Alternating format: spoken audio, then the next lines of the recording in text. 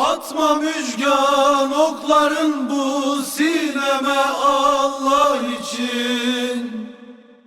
Girme ey Ebru kemanım kanıma Allah için.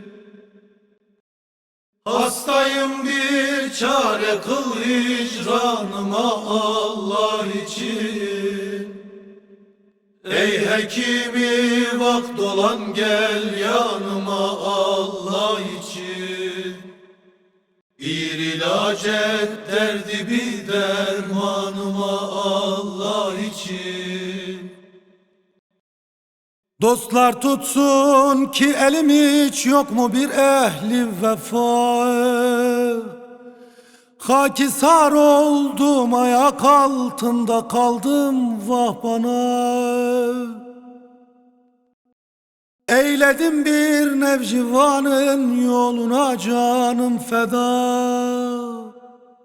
Tuttun ey Ezrail giribanımı minnettir sana.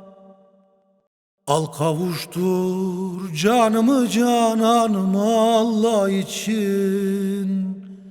Al kavuştur canımı cananıma Allah için.